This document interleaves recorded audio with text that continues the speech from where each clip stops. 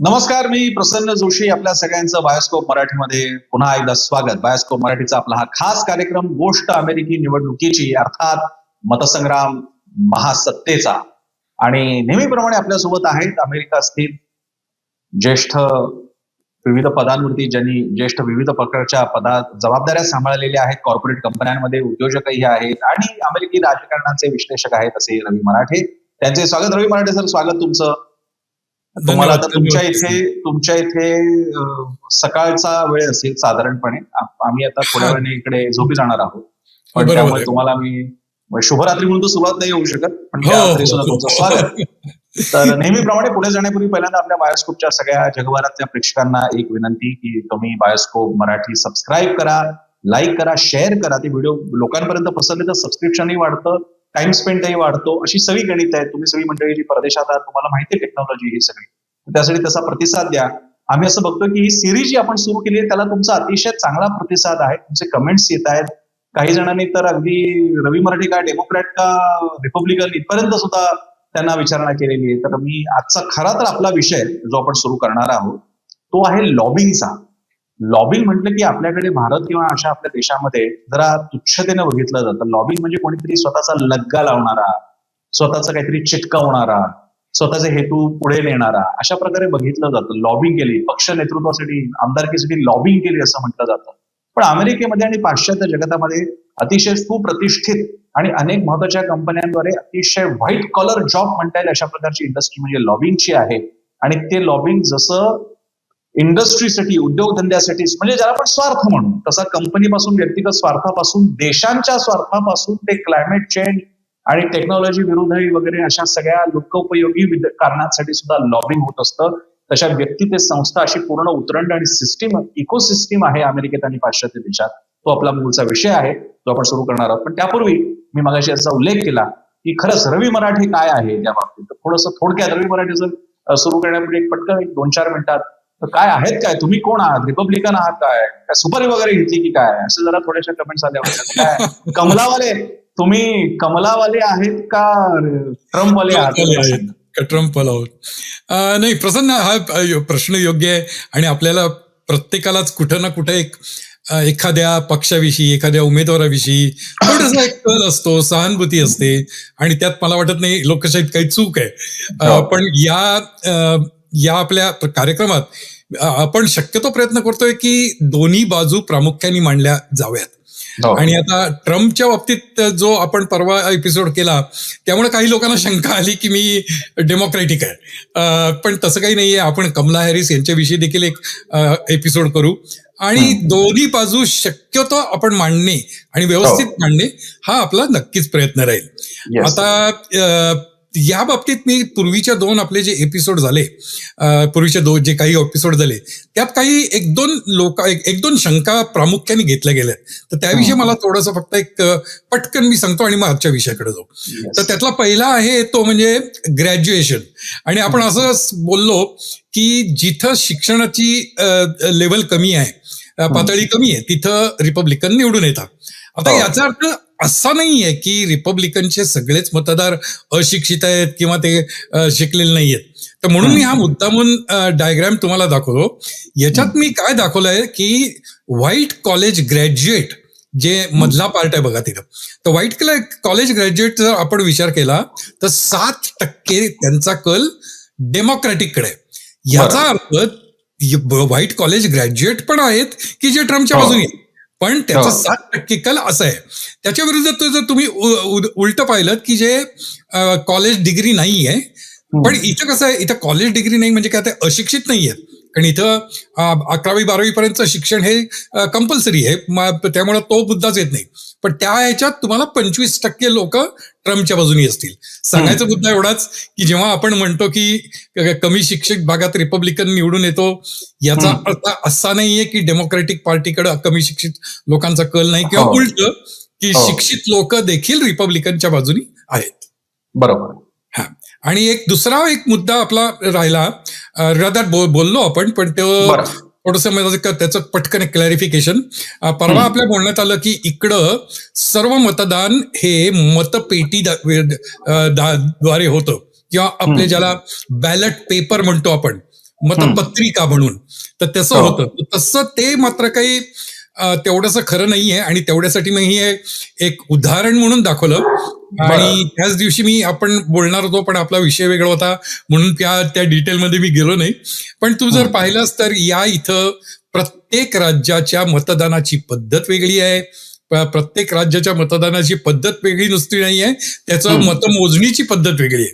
आणि याच्यात जर तू मध्ये पाहिलंस तर DRE हा उल्लेख आहे. तर DRE म्हणजे काय? तर DRE म्हणजे आपलं भारतातलं मतचं मशीन. आपण जे भारतात आपण जे वापरतो डिरेक्ट एंट्रीचं ते मशीन आहे आणि त्याच्यातनं ती व्हीव्हीपॅट निघतं. आणि तुम्ही इथं जर पाहिलं तर DRE विथ व्हीव्हीपॅट असा पण उल्लेख तुम्हाला इथं आढळेल. फक्त फरक आपल्या इथं एवढा आहे, इथं DRE जेव्हा वापरलं जातं तेव्हा प्रत्येक मत त्याचं व्हीव्हीपॅट निघतंच अगदी सर्व मतदारसंघात आणि ते मोजलं जातं. तर त्यामुळे सांगायचा मुद्दा एवढाच की या संदर्भात की मतदान करायची पद्धती वेगळी आहे, मतमोजणी करायची पद्धती देखील प्रत्येक राज्यात वेगळी आहे. बरं. तर आपण आता लॉबिंगवर विषय होतो. येस. तर आता लॉबिंग म्हणल्यावर पहिला मुद्दा येतो की तू जसं म्हणलास की लॉबिंग म्हणजे काय आणि लॉबिंग म्हणजे काय. आणि आपल्याकडे तुझे म्हणलास तसं की मी आमदारकीच्या तिकिटासाठी कोणीतरी लॉबिंग केलं. तर लॉबिंगचा सिंपल अर्थ असा की दबावगट. ओके.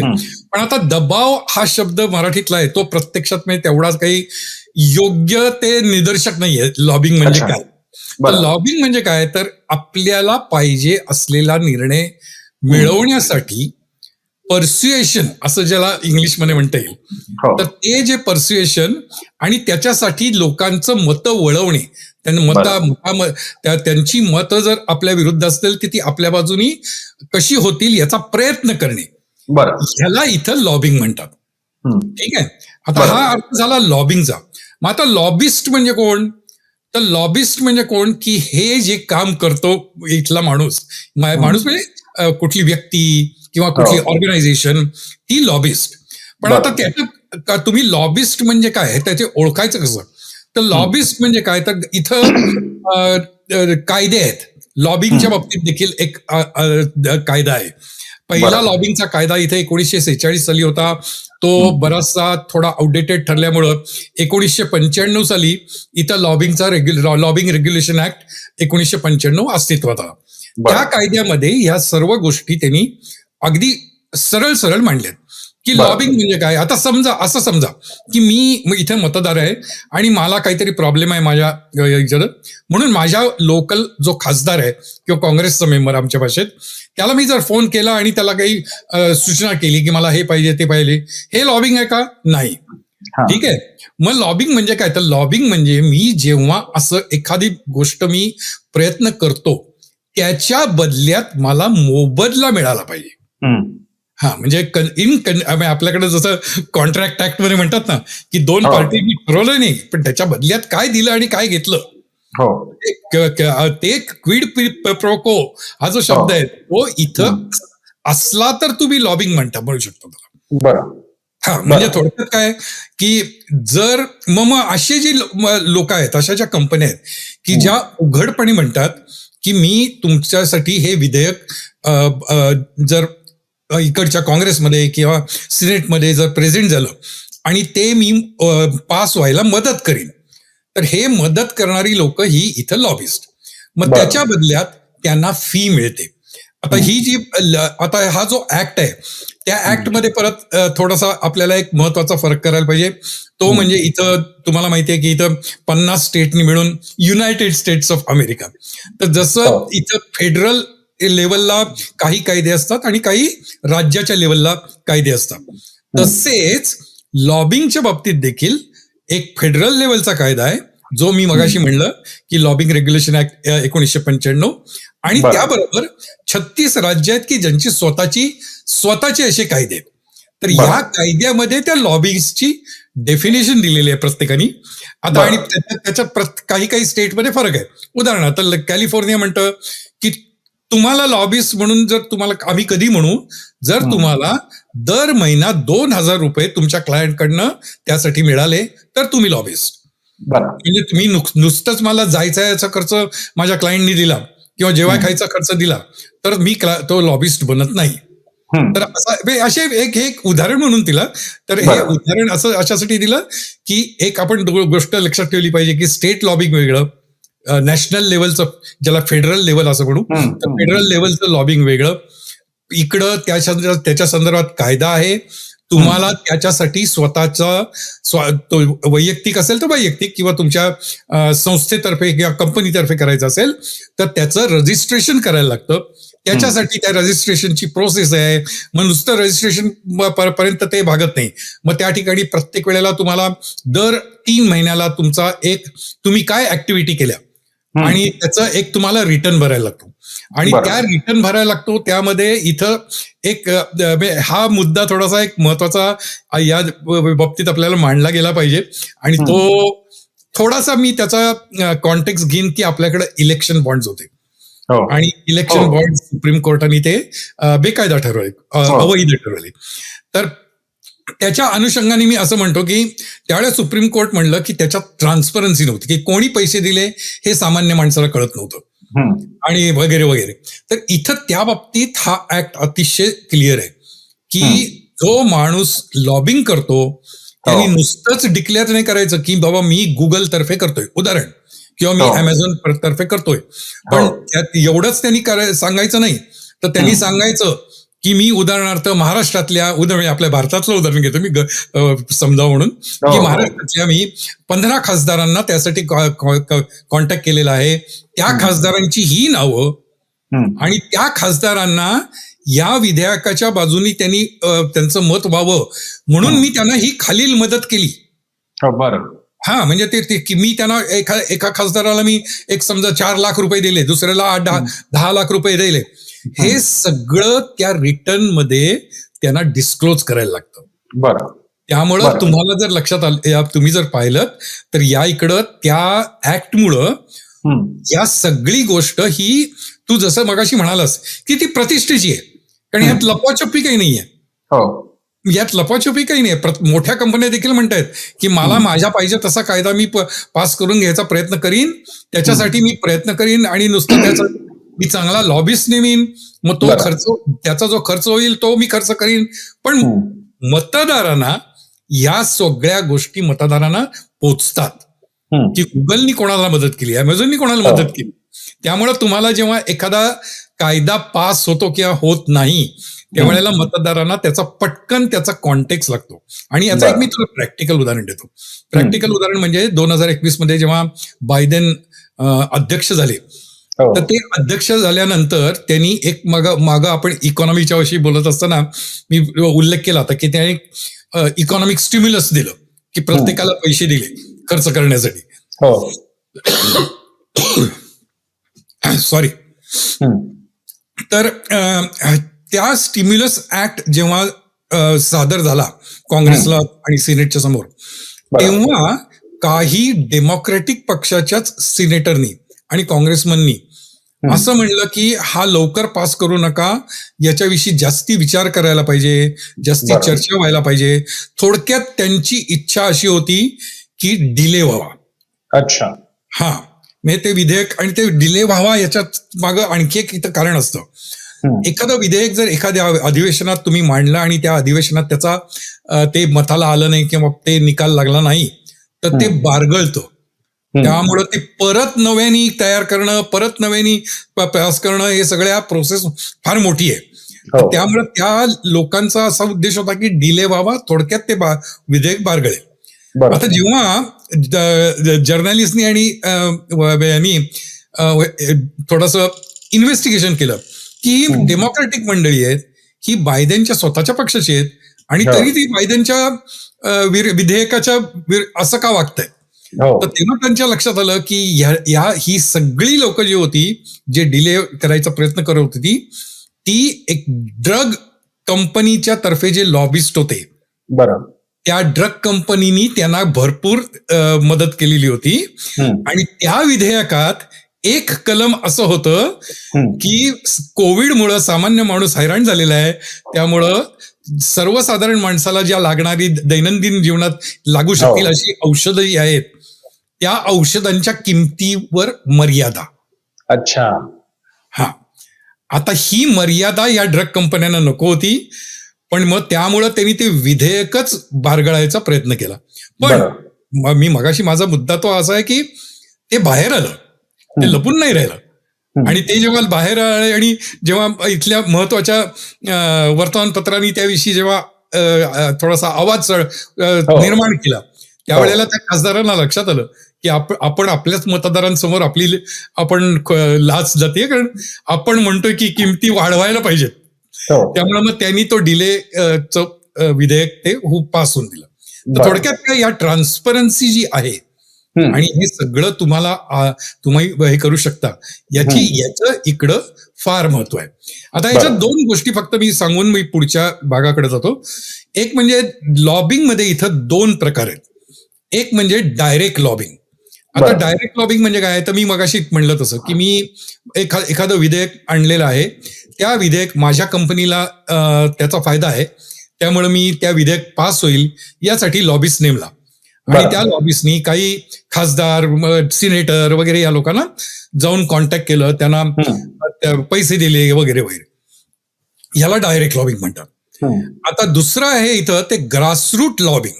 हम्म. आता ग्रासरूट लॉबिंग म्हणजे काय, तर हे एक्झॅक्टली उलट आहे आणि नावाप्रमाणे आहे की या ग्रासरूट लॉबिंग मध्ये तो लॉबिस्ट काय करतो, तो या खासदारांकडे जात नाही, तर अच्छा. तो सामान्य मतदाराला आवाहन करतो हम्म. की अमुक अमुक विधेयक येणार आहे, ते तुमच्या बाजूनी आहे, तर बरं. तुम्ही फोन उचला आणि तुमच्या खासदाराला फोन करा की हो. ते पाहिजे किंवा बरं. त्याचा विरोध करा.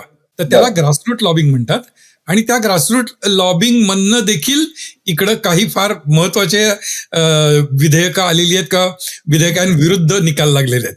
आता त्याचं एक यशस्वी उदाहरण सांगतो तुला की इंटरनेट आपण आपल्या सगळं प्रत्येकालाच आपण वापरतो. तर हो. इंटरनेटचे जे डोमेन आहेत की उदाहरणार्थ .com, .org वगैरे वगैरे, तर हो. हे जे डोमेन आहेत हे कंट्रोल करणाऱ्या वेगवेगळ्या संस्था आहेत. हो. पण त्या सर्व संस्था ज्या आहेत त्या अमेरिकेतल्या आहेत हम्म. आणि त्या अमेरिकन सरकार कंट्रोल करते. हम्म. तर अर्थातच काही देश असे आहेत की त्यांना ते थोडंसं डाचत होतं की हम्म. हे इनडायरेक्टली अमेरिकेने कंट्रोल केलं ना, हो. हो. म्हणून त्यांनी युनायटेड नेशन्सनी एक असा ठराव आणला की हा अधिकार युनायटेड नेशन्सकडे जावा. बरं. आता हा जो अधिकार युनायटेड नेशन्सकडे जावा तसा ठराव अधिकृत आणला पण. बरं. आणि मग त्यावेळेला गुगलनी कारण ते स्वतः अमेरिकेचे असल्यामुळं गुगलनी हे ग्रासरूट लॉबिंग केलं. बरं. त्यांनी 23 वेगवेगळ्या लँग्वेजेसमध्ये कॅम्पेन केली आणि लोकांना इन्क्लुडिंग भारत वगैरे, की त्यांना दाखवून दिलं की ही जी कल्पना आहे युनायटेड नेशन्सची, त्याच्यामुळं कसे गोंधळ निर्माण होतील, त्याच्यामुळं काय प्रॉब्लेम होतील वगैरे वगैरे वगैरे. आणि त्याचा परिणाम असा झाला की एक विश्वास बसणार नाही असं झालं, जवळजवळ 5 मिलियन 50 लाख जगातल्या वेगवेगळ्या लोकांनी युनोला कळवलं की आम्हाला हे नको. अच्छा. हा, आणि त्या प्रचारामुळं 55 देश असे झाले नंतर की ते म्हणले की बाबा नको, आमचे नागरिक आमच्यावर दबाव आणतात की तुम्ही याला पाठिंबा देऊ नका. त्यामुळे 55 देशांनी पण मतदार पाठिंबा द्यायचा नकार दिला. बरं. तर हे जे ग्रासरूट लॉबिंग आहे हे पण इकडे खूप पॉप्युलर आहे. म्हणजे आपण जेव्हा लॉबिंग म्हणतो तेव्हा फक्त आपण असाच विचार करतो की वॉशिंग्टन मधल्या खासदारांना तुम्ही पटवलं, तर तसं नाही. मला या निमित्तानं तुम्ही आता गुगलचं सांगता तसं मला आठवतं, एक ओपन इंटरनेटचा पण प्रकार सुरू झाला होता. फेसबुक त्याच्यामध्ये खूप ऍक्टिव्ह होतं जगभरामध्ये, आणि त्यावेळी त्यांच्यावरती सुद्धा अशीच टीका होत होती की असं ओपन इंटरनेटमुळे कसं तुमचे सगळा कंट्रोल येणार आहे आणि काही निवडक टेलिकॉम कंपन्यांची कशी जहागिरी तयार होईल इंटरनेट. तुम्ही सांगताय ते बरोबर आहे, इंटरेस्टिंग. पण मग या अशा प्रकारे लॉबिंगची मदत घेणं किंवा आपले खासदार समजा ते काही जाहीर करावं लागतं की समजा क्लायमेट पॉलिसीच्या बाबतीत काही लॉबिंगनी यांना खासदारांना, तुमच्या अमेरिकेच्या खासदारांना भेटले, त्यांना काही मटेरियल दिलं, त्यांना फिरवून आणलं ईस्ट कोस्ट वेस्ट कोस्ट आणि कुठे अलास्कामध्ये घेऊन गेले वगैरे, तर त्याला तुमचे मतदार कसे रिसिव्ह करतात? उदाहरणार्थ आमच्याकडे साधी काही खासदारांना काही इकडे तिकडे गेला, कोणाच्या विमानातून गेला इंडस्ट्रियलिस्टच्या, तरी ते लगेच डोळ्यावर येतं. तिथे कसं बघितलं जातं त्याकडे? हा, इकडे कसं आहे, इकडं हा कायदा पूर्वीपासून आहे. त्यामुळे एक मतदारांची अपेक्षा म्हणून जर तुम्ही विचार केलात, तर तुम्ही अपेक्षा म्हणजे ज्याला एक्सपेक्टेशन सेटिंग असं आपण म्हणू, तर मतदाराला माहिती आहे की आपल्या खासदाराला असं हे पैसे मिळणार, तो त्याच्यासाठी त्यातनं त्याचं मत बनणार. म्हणून तर ते ग्रासरूट लॉबिंग पण महत्वाचं असतं. कारण इथं ग्रासरूट लॉबिंग फक्त कंपन्या करतात असं नव्हे, तर पक्ष पण करतात. की मग पक्ष म्हणतात की अरे हे विधेयक पाहिजे, मग स्वतःच्या खासदारावरच दबाव करण्यासाठी माझ्या मतदारसंघातली लोक एकत्र येतात आणि ते ग्रासरूट लॉबिंग करतात. बरं. त्यामुळं ते खासदारावर तो दबाव उलटा येऊ शकतो की मी कंपनीकडनं पैसे घेतले विधेयकाला पाठिंबा म्हणून, पण आता माझे मतदार मला विरोध करतायत. तर असं पण ते त्या ट्रान्सपरन्सीतनं अशा गोष्टी पण कित्येक वेळा घडलेल्या आहेत. पण तुझ्या स्पेसिफिक प्रश्नाचं उत्तर त्याच्याकडे काही असं गैरप्रकारे असं पाहिलं जात नाही, कारण ते पार्ट ऑफ द सिस्टीम आहे. आणि आमच्या इकडे म्हणजे आपल्या भारतामध्ये ज्याला PR एजन्सी आपण म्हणतो, हो, कारण PR बद्दल असं म्हटलं जातं की PR is not marketing. PR हे एक अशा प्रकारची ऍक्सेसरी सर्व्हिस आहे की ज्यामुळे तुमच्या मूळ प्रोडक्ट सर्व्हिसच्या दृष्टीने एक सकारात्मक वातावरण बनवायला वाव मिळतो, फायदा मिळतो, जे काय असेल वातावरण. पण मग पण अमेरिकेत तर PR एजन्सी पण आहेत. इनफॅक्ट इंटरनॅशनल PR आणि PR वाल्यांची जी मेन असोसिएशन आहे ती अमेरिकनच आहे. तर PR आणि लॉबिंग मध्ये काय फरक? PR लॉबिंगचा कॉन्सन्ट्रेशन आहे हे कायदे घडवण्यावर आहे. अच्छा. हा, म्हणजे जे कायदे लेजिस्लेशन, तर लॉबिंगचा संबंध डायरेक्टली लेजिस्लेशनशी आहे. अच्छा, हे आणि PRचा संबंध वायडर आहे. आता तू बोलल्याप्रमाणे ते मी सांगायची गरज नाही. तर तो आहे, तर तो महत्वाचा फरक त्या दोन्हीतला आहे. आता आणखी एक प्रश्न लोक मला काही वेळा कोणाच्या डोक्यात येऊ शकतो, अरे मग ह्याच्यात आणि लाचखोरीत फरक काय? पण इथं तर मी खासदाराला ओपनली पैसे देणार आहे ना कंपनी, की म्हणणार आहे की हे घ्या $5,000 आणि मला मत द्या, माझ्या या विधेयकाला पाठिंबा द्या. तर लाच आणि याच्यात फरक काय? तर साधा फरक असा आहे की लाचखोरी ही कोणी ओपन करत नाही, ओपनली करत नाही. उघडपणे कोणी म्हणत नाही की आता मी $5,000 घेतले आणि मी हे केलं असं. हे त्यामुळे तो एक महत्वाचा फरक. आणि दुसरा फरक त्यातला लाचखोरी आणि याच्यातलं कसं आहे की लाचखोरीमध्ये काय असू शकतं, मी एक उदाहरण म्हणून देतो की मी इंडस्ट्रियलिस्ट आहे असं समजा, आणि माझा कुठला तरी एक लायसन्स ऍप्लिकेशन पेंडिंग आहे आणि त्याच्यासाठी मी कोणाला पैसे दिले आणि त्यातनं मला लायसन्स मिळाला. यात लेजिस्लेशन नाहीये, बरोबर, यात कायदा बनवत नाहीये, याच्यात मी वैयक्तिक फायदा मिळवला की माझा परवाना जो पेंडिंग होता तो मला मिळाला.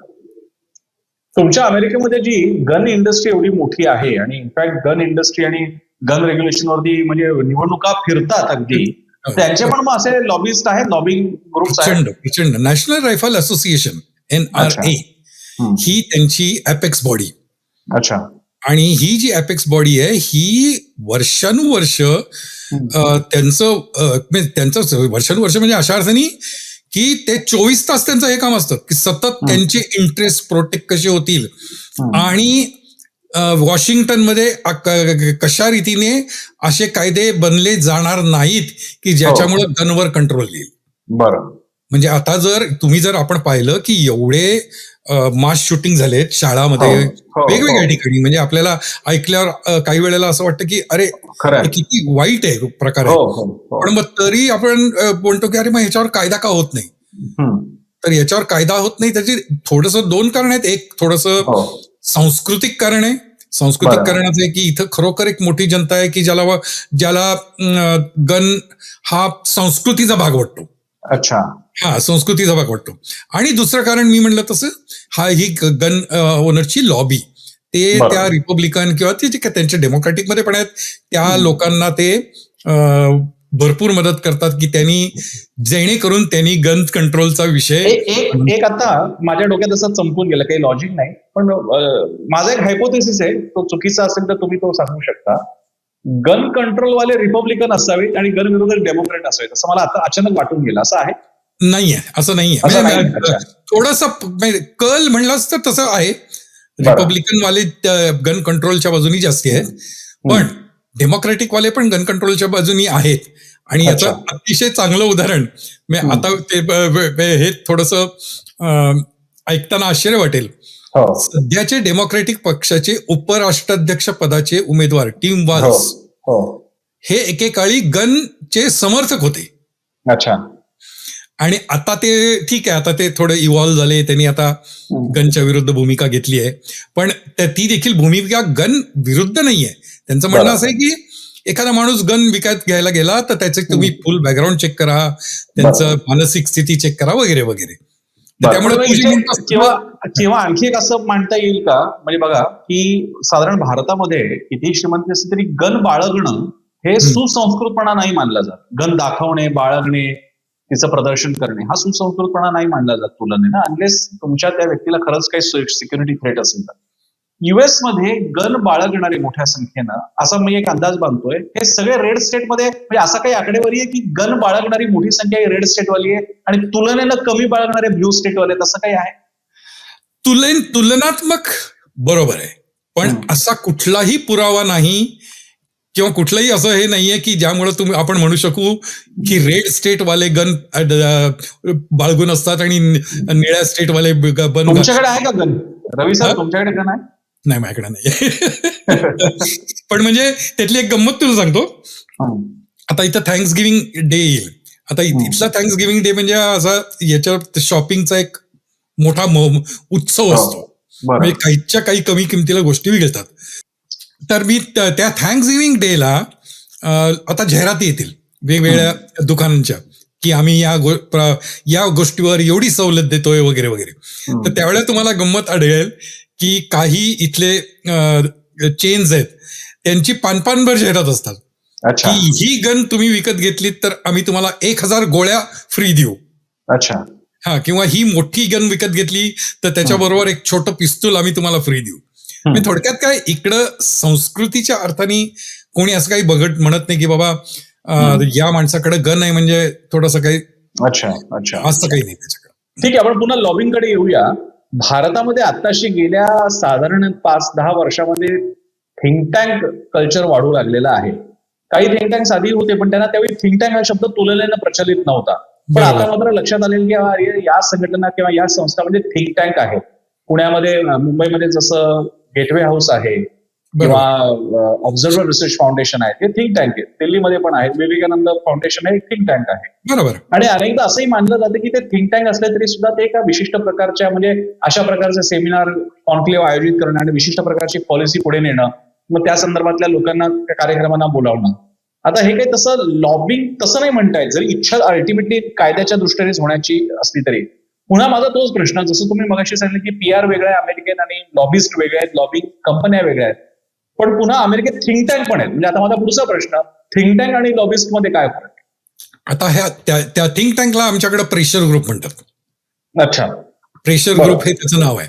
आणि हा जो कायदा आहे लॉबिंगचा, तर त्या कायद्यामध्ये प्रेशर ग्रुपची डेफिनेशन क्लिअरली केलेली आहे. आणि त्या प्रेशर ग्रुपमध्ये नाही, महत्वाचं असंच म्हणलेलं आहे की ते प्रेशर ग्रुप लेजिस्लेशन कंट्रोल जे करतात किंवा जे मतदान करतात त्यांना जोपर्यंत ते डायरेक्ट म्हणत नाहीत की हे विधेयक पास करा किंवा हे विधेयक फेटाळून लावा, तोपर्यंत त्यांना प्रेशर ग्रुप म्हणून मान्यता असते.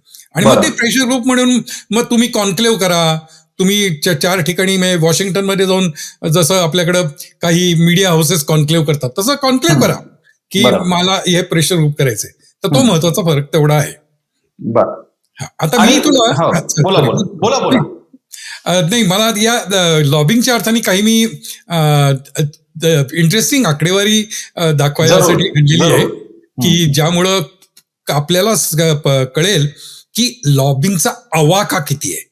म्हणजे आपण असं म्हणतो की लॉबिंग आहे, पण म्हणजे त्याचा आवाका किती आहे हे पाहण्यासाठी आपण जरा आता पुढच्या याच्याकडे जाऊया. आणि या पुढच्या चित्राकडे तुला दिसेल की या ठिकाणी टोटल आपले लॉबिस्ट किती आणि टोटल स्पेंडिंग किती. तर ह्याच्यात तुम्ही जर पाहिलं तर गेल्या 4-5 वर्षातलं जर तुम्ही ते लॉबिंगचं प्रमाण पाहिलं आणि त्याची अमाऊंट जर तुम्ही पाहिली तर ती मोर दॅन $5 बिलियन आहे. बरोबर आहे. हा, आणि त्याची आणि लॉबिस्टची संख्या देखील तुम्ही पहा. म्हणजे इकडं वॉशिंग्टन डीसी मध्ये एक हम्म. के स्ट्रीट म्हणून स्ट्रीट आहे. हा. के फॉर बरं. किलो. तर तो के स्ट्रीट हा दोन्ही बाजूनी त्या स्ट्रीटवर फक्त लॉबिस्ट आहेत. अच्छा. हा, म्हणजे जसं आपण म्हणू ना की स्टॉक एक्सचेंज मध्ये शेअर मार्केट सगळे हो, दलाल स्ट्रीट, मुंबईला जशी दलाल स्ट्रीट आहे. दलाल स्ट्रीट आहे, तर दलाल स्ट्रीट प्रमाणे हे के स्ट्रीट. तर हे सगळे लॉबिस्ट थाउजंड जे आहेत ते त्या ठिकाणी असतात. आणि तू आता आपण त्या चित्रात पाहिलं 5 बिलियन पेक्षा जास्ती त्यांचा खर्च आहे. म्हणजे 5 बिलियन म्हणजे साध्या आपल्या भाषेत म्हणजे $5,000 कोटी.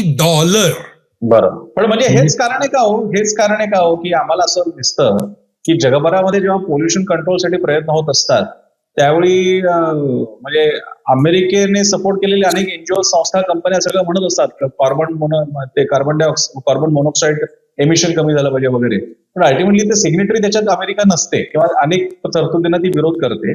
त्यावेळी सरकारला ते करायला लावणारे हे असतात का लॉबिस्ट? हो, ही लॉबिस्टच आहेत. आणि शेवटी त्यांना ते हा सिंपल आहे गोष्टी आहे ना की शेवटी मला निवडणूक आहे. बरं. ती निवडणुकीत आता काही $100 मिलियन ची जाहिरातीवर खर्च आहे दोन्ही पक्षांचा.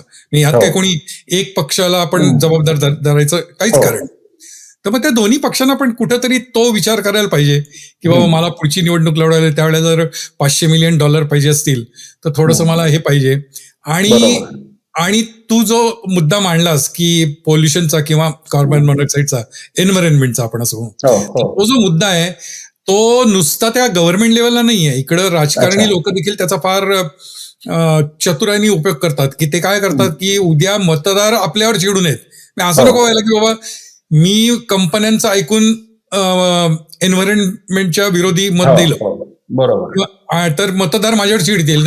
तसं नाही, मग ते ग्रासरूट कॅम्पेनिंग इथं उलट करतात. किंवा इथे उलट पण ग्रासरूट कॅम्पेनिंग आहे की जे म्हणजे त्याचं परत मी हे उघड आहे म्हणून मी उदाहरण देतोय की ट्रम्प त्या म्हणतात की कुठलं पोल्युशन, कुठलं असं काही ग्लोबल वॉर्मिंग नाहीच आहे.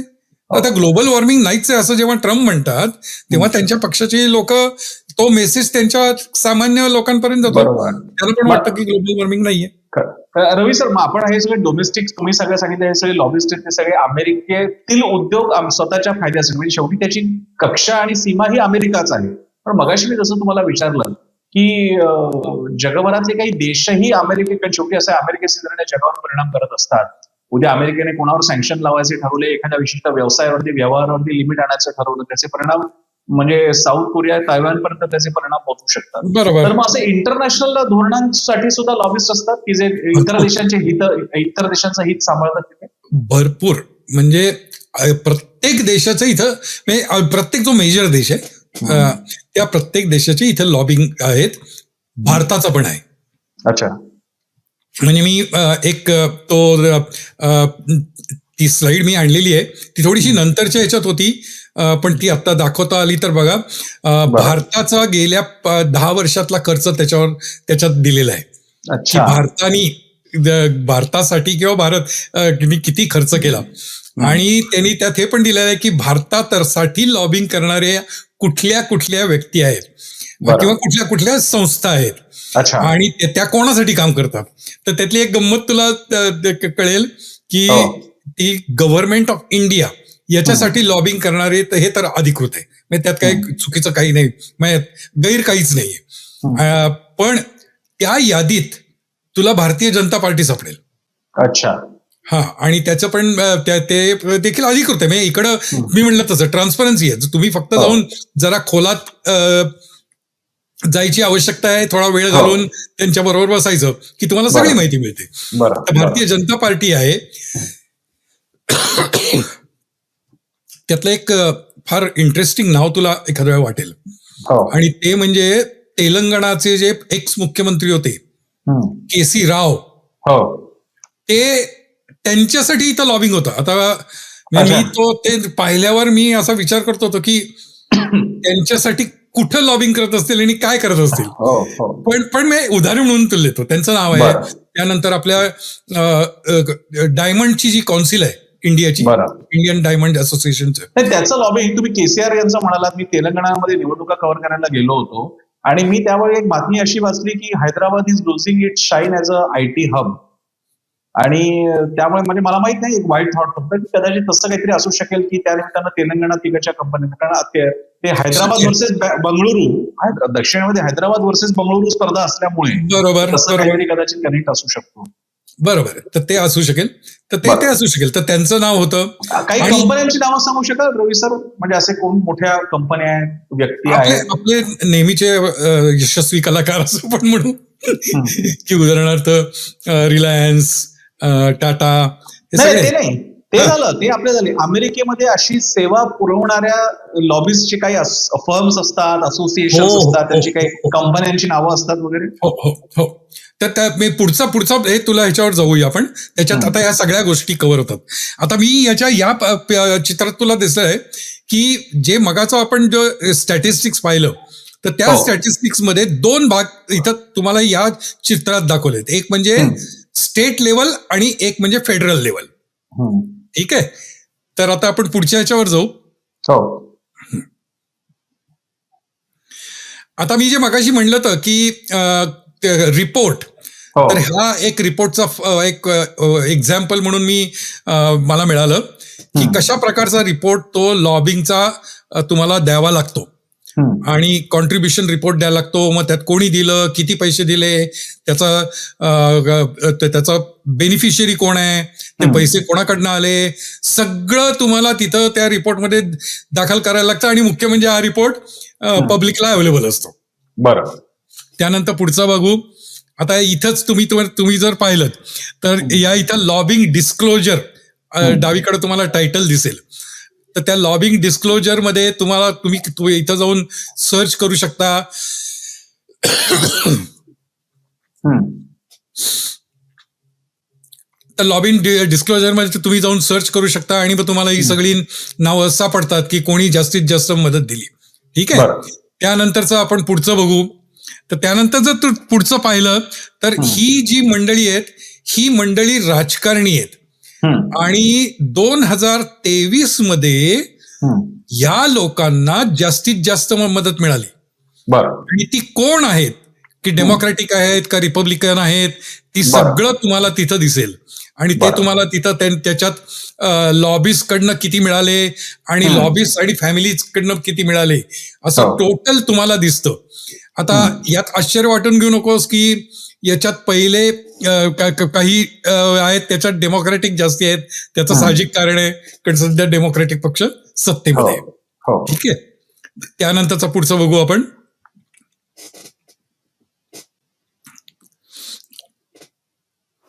एक मिनिट. हा, आता हे इथं तुला दिसेल, हे क्लायंट्स आहेत. ओके. बरं.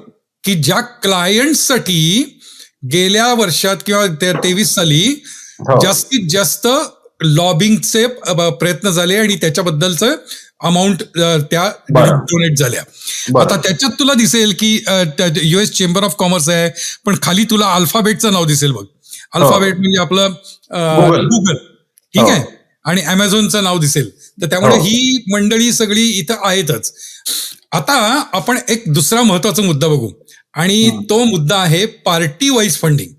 आता आपण म्हणलं की लॉबिंग होतं आणि लॉबिंग म्हणजे प्रत्येक इंडस्ट्रीसाठी लॉबिंग लोक करतात, लॉबिस्ट असतात वगैरे हो. वगैरे.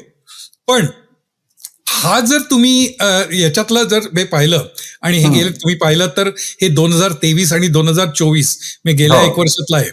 तर त्या ह्याच्यात तुम्हाला आढळून येईल की कुठल्या इंडस्ट्रीनी बरं. डेमोक्रॅटिकला किती पैसे दिले आणि रिपब्लिकनला किती पैसे दिले. हो. तर त्यावरनं तुम्ही जर हा जो सेग्रिगेशन पाहिलं की बा डेमोक्रॅटिकला कोणी किती दिले, तर त्यात तुम्हाला काही इंडस्ट्रीज तुम्हाला दिसतील की ज्या डेमोक्रॅटिक पक्षाकडे आहेत, पक्षाच्या बाजूनी आहेत, आणि काही इंडस्ट्रीज अशा आहेत की ज्या रिपब्लिकन पक्षाच्या बाजूनी आहेत. तर उदाहरणार्थ मी उदाहरण घेतो की ट्रान्सपोर्टेशन. आता ट्रान्सपोर्टेशन मध्ये जे आहेत ते ट्रान्सपोर्टेशनची जे सगळ्या कंपन्या आहेत किंवा त्याचे जे लॉबिस्ट आहेत त्यांचा मॅक्सिमम कल हा रिपब्लिकन पक्षाकडे आहे. आता याचं कारण आहे बरं का. याचं कारण असं आहे की ते 2016 साली जेव्हा डोनाल्ड ट्रम्प इथं निवडून आले पहिल्यांदी राष्ट्राध्यक्ष म्हणून, तर त्यावेळेला त्यांनी झाल्या डिक्लेअर केलं की मी संबंध देशामध्ये एक मोठं इन्फ्रास्ट्रक्चर नव्याने निर्माण करणार आहे, रस्त्यांचं जाळं निर्माण करणार आहे वगैरे वगैरे. आता ते रस्त्यांचं जाळं निर्माण करणार आहे म्हणल्या ती जे ट्रान्सपोर्ट क्षेत्रात काम करणाऱ्या कंपन्या, आणि त्या कंपन्यामध्ये मुद्दाम मी लिहून आणले, त्याच्यात सगळे एअर ट्रान्सपोर्ट आहेत, एअरलाईन्स आहेत, कार मॅन्युफॅक्चरर्स आहेत, ऑटो डीलर्स आहेत, ऑटो डीलर इम्पोर्ट करणारी लोक आहेत, ऑटोमोटिव्ह क्रूज शिप्स आहेत वगैरे वगैरे. तर थोडक्यात काय, ही सगळी जी मंडळी आहेत ज्याचा संबंध ट्रान्सपोर्ट सेक्टरसाठी आहे, तर त्यांचे लगेच कान टवकारले की अरे ट्रम्पनी आपल्या डिक्लेअर केलंय की मोठं जाळं निर्माण करणार.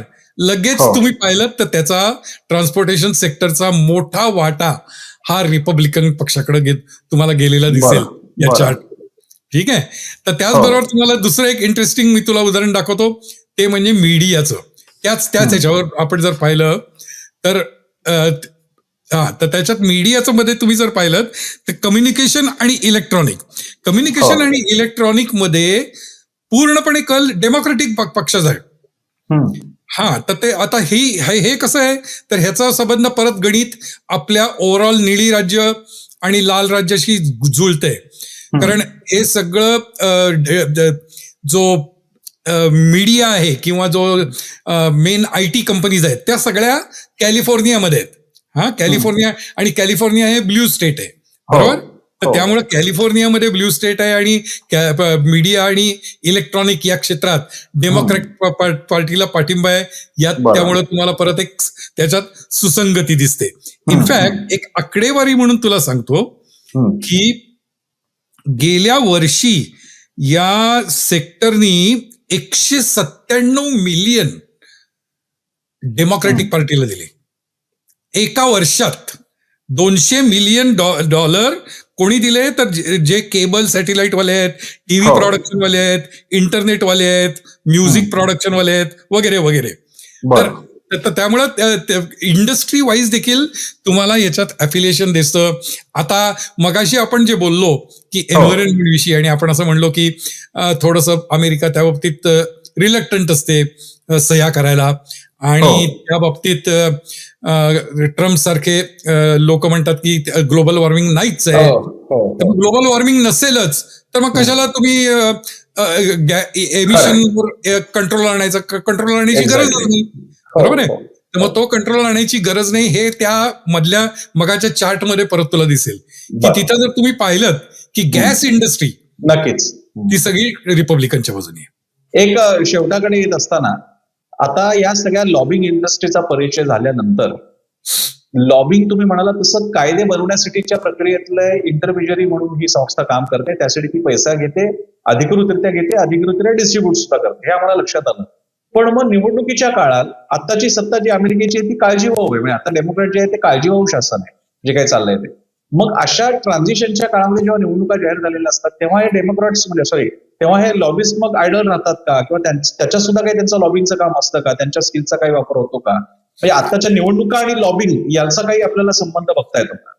पहिली गोष्ट मी तुला एक इथं क्लिअर करतो की घटनेनुसार इथं आपल्याकडे जसे काळजीवाहू वगैरे तशी इथं कन्सेप्टच नाहीये. अच्छा, बरोबर. त्यामुळे बायडेनना शेवटच्या दिवसापर्यंत त्यांचे सर्व अधिकार असतात. आता एक लोकशाहीचा चांगला प्रथा म्हणून ते मेजर निर्णय घेत नाहीत. बरोबर. ते पण असं काही त्यांच्यावर कुठलंही कायदेशीर घटनात्मक बंधन नाही. आता तुझ्या दुसऱ्या प्रश्नाचं उत्तर, मग इथे उलट तुमच्या आता या सांगण्यामध्येच मला एखाद दुसरं उत्तर मिळालं की तसं जर का लक्षात आलं की नाही हवा बदलते, तर जे प्रो डेमोक्रॅट्स किंवा जे डेमोक्रॅटिक पॉलिसीच्या वाले जे लॉबिस्ट असतील ते मग असा प्रयत्न नाही करणार की आता जेवढं शक्य तेवढं, जसं आमच्याकडे पण होतं निवडणुकीच्या आधी मंत्रालयामध्ये सगळ्या फाईलवरती सह्या मारा, तर तसं लॉबिस्ट पण करत असतील, मारा सह्या पटकन. ते होणार आहे, पण त्याच्यासाठी ते नुसत्या सह्या मारण्याचा मुद्दा नाही ना. कारण तिथं मग तुम्हाला काँग्रेसमध्ये ते विधेयक पास व्हायला पाहिजे, सिनेटमध्ये पास व्हायला पाहिजे, आणि मग राष्ट्राध्यक्षांनी ते सही करायला पाहिजे. म्हणजे ती अशी पटकन फाईलवर सह्या करण्यासारखी गोष्ट नाहीये. आणि तुझा त्या प्रश्नाचं उत्तर की लॉबी या काळात मग लॉबिस्ट काय करतात तर हो. या काळात लॉबिस्ट तू म्हणला तसं काही पेंडिंग विधेयक असतात की त्यांना शक्यतो तू जसं असं म्हणलास की आता डेमोक्रॅटिक पार्टी हरली तर काय करायचं, मग त्यापेक्षा आता शक्यतो ती रेटून पास होत आहेत का बघा, यावर त्यांचं आता कॉन्सन्ट्रेशन असतं. पण इथे आता मला एक बेसिक प्रश्न पडला, आपल्याकडे भारतामध्ये निवडणुकीच्या पूर्वी म्हणजे संसद सत्र जी काही कंटिन्युअम मध्ये नसतात, आपली संसद सत्र ठराविक आहे. म्हणजे आताचं सत्र झालं तर हिवाळी सत्र जेव्हा भरेल, महाराष्ट्राचं सुद्धा जेव्हा भरेल तेव्हा नवीन सरकार असेल. केंद्रामध्ये आता काही प्रश्न नाही कारण केंद्रात भरलेलं आहे. त्यामुळे तुमच्या इथे काय म्हणजे समजा आता जे तुम्ही म्हणता पेंडिंग विधेयक ती मग आता काही कंटिन्युअम मध्ये पण करता येतं का नवीन सत्रापर्यंत? उदाहरण म्हणून तुला सांगतो, आता आज किंवा उद्या परत काँग्रेसचं पुढचं अधिवेशन चालू आहे. हो, म्हणजे त्या आता उद्यापासूनचं जे अधिवेशन काँग्रेसचं आहे बरं, तेव्हा काँग्रेसचे अधिवेशन, काँग्रेस म्हणजे आपली लोकसभा, तर त्या लोकसभेत त्यांचं आपली विधेयक परत चर्चेला येणार, पास होणार, तो it is as business as usual, त्याच्यात काही फरक काही नाही. अच्छा. रवी सर, या निमित्तानं आपला गोष्ट अमेरिकी निवडणुकीची, अमेरिकी राष्ट्राध्यक्ष निवडणुकीची ही चालू असताना या एपिसोडमध्ये तुम्ही आम्हाला अमेरिकेतलं लॉबिंगचं एक विश्व फिरवून आणलं आणि खूप इंटरेस्टिंग आहे. म्हणजे आता सांगायला हरकत नाही, पण भारतामध्ये सुद्धा आता हळूहळू हा असा व्यवसाय म्हणून जोर पकडतोय. अजूनही कोणी स्वतःला लॉबिंग म्हणत नसतं आणि मी तरी ऍटलिस्ट कधी कोणाचं असं पाहिलं नाही की ज्याने आम्हाला कार्ड दिलं की आम्ही लॉबिस्ट आहोत, आमची ही लॉबिंग फर्म आहे. पण आता काही गोष्टी लक्षात यायला लागल्या की असे दबाव गट आहेत, प्रेशर ग्रुप्स आहेत, या लॉबिंगच करत असतात, त्यांची माणसं त्या खासदारांकडे असतात, भेटत असतात वगैरे. पण या निमित्तानं एक नवीन विश्व तुमच्या निमित्तानं बघायला मिळालं की सत्ता समीकरणांचे हे असे सुद्धा घटक असतात इन द पॉवर, काय in the shadow of power आपण पॉवर कॉरिडॉर्स जे आहेत तिथे, त्या निमित्तानं बघायला मिळाला. तर या ठिकाणी आपण इथेच विराम घेणार आहोत. पुढच्या एपिसोडमध्ये मी तुला दाखवायचं म्हणून सांगतो, मुद्दा म्हणून मी आणलंय ते एक ट्रान्सपरन्सीची लेवल. तर ह्याच्यातला आपण शेवटचं जर आपण चित्र पाहिलं, सर्वात शेवटचं, तर आता हे जे आहे ना, हे जर तुम्ही पाहिलं की ट्रान्सपरन्सी म्हणजे काय, तर जेव्हा भारत सरकार इकडं भारतीय सरकारने त्या सरकारने त्यांच्यातर्फे त्यांच्या राजदूतांतर्फे जेव्हा लॉबिंग केलं तेव्हा त्यांनी या खासदारांना त्यांच्या यांना जेवायला बोलवलं. आता त्यांना जेवायला बोलवायचं निमंत्रण देखील त्या लॉबिंग फर्मला डिक्लेअर करायला लागलं. अच्छा. हा, म्हणजे कुठल्या रेस्टॉरंटमध्ये आपण भेटायचंय, किती वाजता भेटायचंय, कोण कोण येणार आहे, कुठल्या महत्वाच्या व्यक्ती आहेत, हा दाखवायचा उद्देश असा आहे की काय लेवलची ट्रान्सपरन्सी तुम्हाला इथं मेंटेन करायला लागते. बरं बरं. इथे एक अगदी म्हणजे मी एक फिल्म बघितली होती, एंजल्स अँड डेमन्स नावाची. त्यामध्ये असं दाखवलं होतं की जो एक ख्रिश्चॅनिटीच्या विरोधातला पंथ असतो त्यांचाच एक माणूस पोप होण्याचा प्रयत्न करतो. तर माझा प्रश्न असा आहे की कायदा घडवण्यासाठी इंटरमिजियरी म्हणून काम करण्याच्या ऐवजी आपणच तिकडे जाऊन बसावं, असं तिकडे म्हणजे माझं असं सुचवणं आहे. म्हणजे माझा प्रश्न असा शेवटचा की लॉबिस्टच तिकडचे खासदार झाले, अशी काही उदाहरणं उदाहरणं आहेत. आणि म्हणजे त्यातले मला ते मी तुला नाव सांगेन, बॉवेन अँड कंपनी नावाची एक कंपनी आहे, ती one of the topmost firm समजली जाते. तर त्यांचा जो ऍक्च्युली प्रमोटर आहे त्याला एक दिवस वाटलं की आपण हे करतोय तर आपणच बनावं, आणि तो निवडून पण आला. त्यामुळं ते होतं. म्हणजे ते आपल्याकडे पण आहे की मंत्र्याच्या पियेला हलवायला सुद्धा वाटतच असेल की मिठाई आपणच खाऊन बघावी. हो, बरोबर आहे की मंत्र्याच्या पियेला देखील आमदार व्हायचं असतं, आणि तसे होतात सुद्धा, झालेले महाराष्ट्रात झालेले. तर या निमित्तानं या आपल्या अमेरिकेतल्या राष्ट्राध्यक्ष पदाची ही गोष्ट अशी सुरू राहणार आहे. पुढच्या एपिसोडमध्ये रवी मराठे आपल्याला सांगणार आहेत. मागच्या वेळी आपण ट्रम्प हा फिनॉमिना काय तो बघितला, यावेळी कमला हॅरिस यांचं महत्व, त्यांचं भारतीय मूळ वंशाचं असणं, त्यांचे पती ज्यू असणं, त्याच्या जोडीला त्या स्वतःला प्रोजेक्ट कसं करतायत, अमेरिकेमध्ये इतका इतिहास, वर्णसंघर्षाचा इतिहास, आणि त्याच्यानंतर एक अमेरिकी राष्ट्राध्यक्ष पदासाठी भारतीय मूळाची एक व्यक्ती उभी राहणं, हा सगळा प्रवास काय आहे, हा फिनॉमिना काय आहे, आपण पुढच्या भागामध्ये जाणून घेणार आहोत. तुर्तास रवी मराठे सर, धन्यवाद. आपण बायोस्कोप मराठीच्या या एपिसोडमध्ये आम्हाला वेळ दिला यासाठी. आणि सगळ्या प्रेक्षकांना पुन्हा एकदा विनंती, बायोस्कोप मराठीच्या या चॅनलला सबस्क्राईब करा. हा एपिसोड आणि आमचे सगळे कंटेंट तुम्ही शेअर करा, पहा, प्रतिसाद द्या आणि पाहत राहा बायोस्कोप मराठी. धन्यवाद.